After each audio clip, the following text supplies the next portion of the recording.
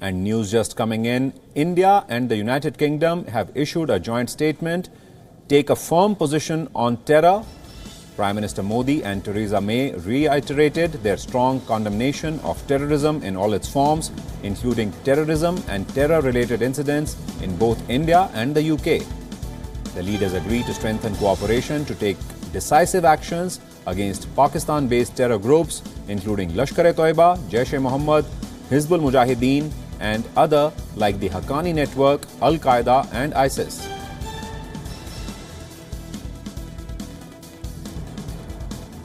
And for more on this, I'm joined by WION's London Bureau Chief, Mandy Clark. Mandy, the joint statement has finally come in. What are the key takeaways? Well, one of the main takeaways that they say will lie at the heart of this joint statement and the deepening relationship is joint ventures in technology, that they really put a big focus on that, and for both sides to really learn and gain benefit from each other. They did also focus on the importance of working with terrorism, including cyber terrorism, and to deepen and evolve the relationship. And there is an announcement that they will have a new trade agreement that has been in process for a number of months.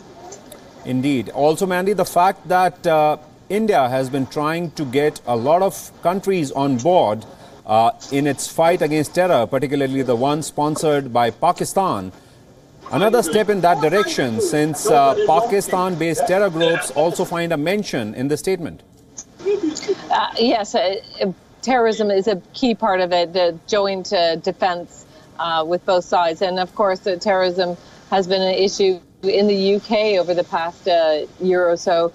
So fighting terrorism is very important for both sides to come together. And there's also hints at other elements of terrorism, not just the physical terrorism that has happened on the streets of London and also in India, but also cyber terrorism, really tackling the issues of cyber weaknesses and making both countries more defended against that threat.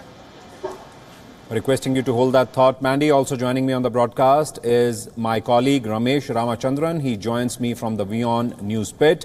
Good evening, Ramesh. From a strictly diplomatic point of view, what is the significance of these remarks which have come out in this joint statement related to terror and terrorism, particularly the one sponsored by Pakistan?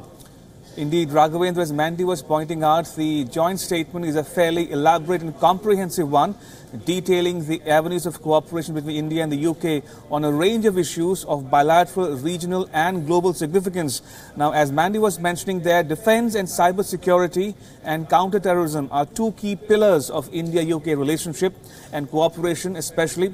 And it mentions in particular that these Pakistan-based terror groups operating on Pakistani soil and which conduct activities against India in particular, like the Jaish-e-Mohammed, Lashkar-e-Taiba, the Haqqani Network, the Daesh, the so-called Islamic State, all these terror groups find safe havens on Pakistani soil.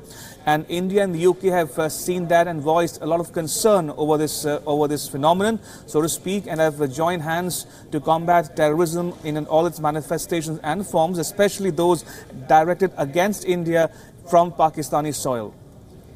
Indeed. And Ramesh, the fact that India has been raising the issue of terror at all international fora, it was raised at BRICS. You were there reporting for us at that time. Even at that time, the joint declaration that came out, it mentioned groups which were operating from the Pakistani soil, terror groups. Now, the fact that India has been trying to, build this narrative and a consensus of sorts across the globe about the need to curb this terror and terror-based activities emanating from Pakistani soil. Now, how successful has this initiative been so far? We often see Prime Minister Modi having spoken about terror whenever he has been visiting these foreign lands. But in tangible terms, what kind of results have we seen so far? Well, this is in keeping with India's and Prime Minister Modi's policy of trying to isolate Pakistan on the world stage. And we saw that happen ever since the attack at Uri in September 2016. And since then, we've seen a steady incremental progress by India in trying to isolate Pakistan on the world stage. We saw that manifest itself in the designation of terror groups by both the UN and the US. In particular, those groups operating against Indian interests in this region and beyond. So clearly, there is a incremental progress being made on this front, but a lot remains to be desired for going forward, especially given the safe havens obtaining for the terror groups operating from Pakistan and the complicity and duplicity of the Pakistani deep state, as it were, in fomenting attacks both against India and other countries in the neighborhood and beyond.